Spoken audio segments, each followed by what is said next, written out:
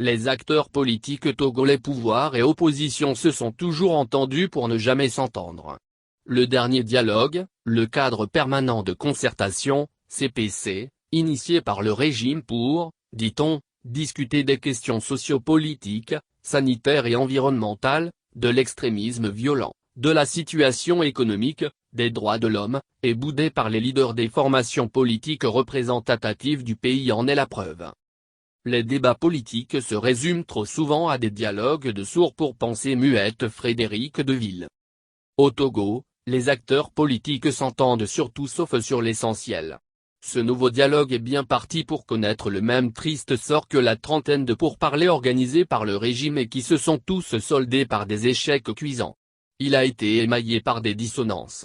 La dynamique Monseigneur Kepodzro, DMK, qui se considère comme la première force politique du pays, et l'Alliance nationale du changement, ont décliné l'invitation du ministre de l'administration territoriale, Peyadoa Boukpessi, faucon du régime et initiateur de ce nouveau round de discussion. Une de nos armes les plus puissantes est le dialogue.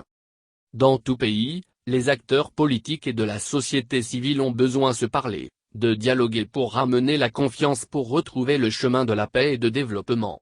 Mais au Togo, le fils du père se sert régulièrement de ces dialogues de dupes pour se légitimer et garder indéfiniment le pouvoir.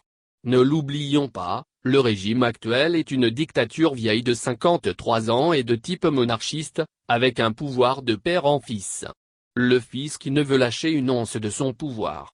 Depuis le début du processus démocratique dans les années 90, notre pays a connu une trentaine de dialogues dont les conclusions ou les accords signés n'ont jamais été mis en œuvre. Les Togolais, dans leur grande majorité, ne se sentent pas concernés par ces discussions dont le sort est connu d'avance. À force de tourner ses adversaires politiques en bourrique, on finit par ne pas se faire prendre au sérieux. C'est ce qui arrive au régime de Faure Gnassingbé, qui se fait souvent entourer de quelques partis supplétifs pour discuter des questions censées engager toute la nation. Depuis 1963, le Togo a un seul problème et sa solution se trouve entre les mains de ceux qui sont à l'origine de ce CPC, c'est la confiscation du pouvoir dans une dictature militaire clanique, violente, clientéliste, autocratique et corrompue, qui n'est pas prête à partir et qui ne veut pas laisser les Togolais choisir librement leurs dirigeants qui travaillent pour les intérêts des citoyens, observe un acteur de la société civile. N'empêche, pour le CPC, certaines petites formations politiques, des alliés notoirement connus du régime, ne se sont pas fait prier. La nature ayant horreur du vide, ils sont devenus des grands seigneurs autour de la table avec leurs maîtres. C'est la seule manière pour eux d'exister.